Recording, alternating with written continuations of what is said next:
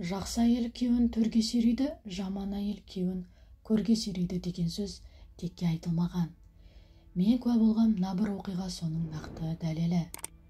Ауылда тұрғанымызда көрші үйге жас шамасы 27-28-ге келген Мұсабек деген жігіт көшіп келді.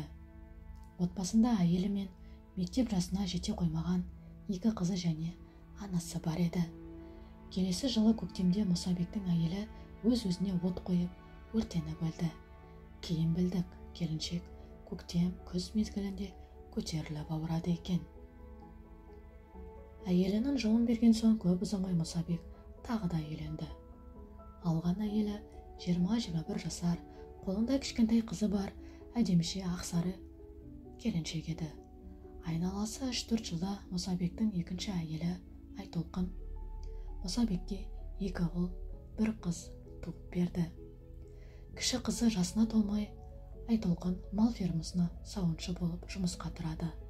Алайда сауыншылық Мұсабектің отбасына сор болып жармасты. Сауыншы болып 5-6 ай істеген соң ауылда Айтолқын ферма меңгерушісімен жүреді екен деген сөз шықты. Бұл әңгімеге біреулер сенсе, енді біреулер жас келіншек 50-ден асқан кісіні қайтеді, ол көре алмайтындардың сөзі деп сенбеді. Бірақ көп ұзамай бар шындықтың беті ашыла бастады. Жылға жетпей Айтолқын озат сауыншыға атанды.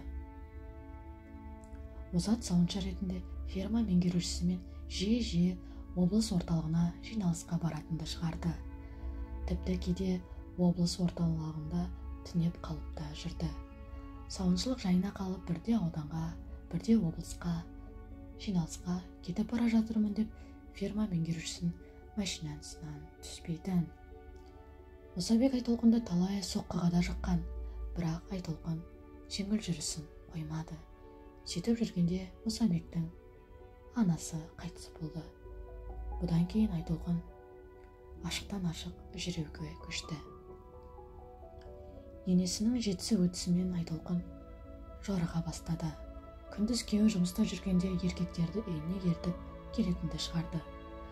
Енді тек ферма меңгерушісімен ғана жүріп қоймай, ауылдағы қалталы еркектердің бір қатарымен көңілдес болды. Елдің сыртынан айтқан сөзде сұқ саусағымен көрсетіп, сөккенін де құлаққа ілмейтін арақ ішетінді де шығарды. Бірте-бірте Мұсабектің үйіне жеңіл жүрісті аты шыққан қыздар жиналатын болды. Мұсабектің үйі жын ойнаққа айналды. Мұсабектің өзімен бір анадан бірге туған туысы жоқ еді. Ауылда аталас туыстары тұратын, олар есейіп қалған қыздар үшін алаңдайтын. Алдыңғы әйелден қалған 2 қызды өгей шеше жаман жолға бастамаса деп қорқатын. Сондықтан туысқандар ақылдаса келіп, жеңіл жүрісті қоймасаң да, үйге бөтен еркекпен жеңіл жүрісті әйелдерді ертіп келуін қойдыру керек деп шешеді. Айтолқын олардың сөзін ұқты ма, әлде көпшіліктің ызарына қорықты ма, әйтеуір үйге бөтен адамды ертіп келуін қойды. Бірақ 10-15 күндеп жоқ болып кететінді шығарды. Есейіп қалған қыздар әкесінің тамағын істеп беріп, үй шаруасына өздері реттейтін. Өзгелерді білмеймін, мен Мұсабекке аянышпен қарайтынмын. Көшеде жолығып қалса, ештеңе болмағандай күліп амандасып, әңгімесін айтып жүре беретін. Бірақ сырты бүтін болған мен іші түтін болып жүретін еді. Бір күні таңертең Мұсабектің үйіне бір шаруамен келген немере ағасы оны мал қорада асылып тұрған жерінен тауып алған. Ести сала бардық.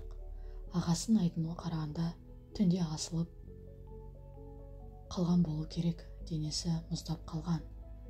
Айтолқын әдеттегідей үйде жоқ екен.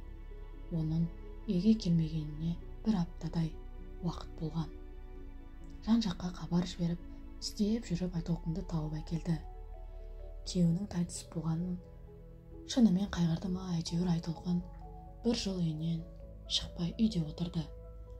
Мұсабек қайтыс болған соң көп ұзамай бірінші әйелінен қалған 2 қызды үлкені күйеуге шығып, жылы өткен соң бірінші әйелінің қалған екінші қызы тұрмысқа шықты.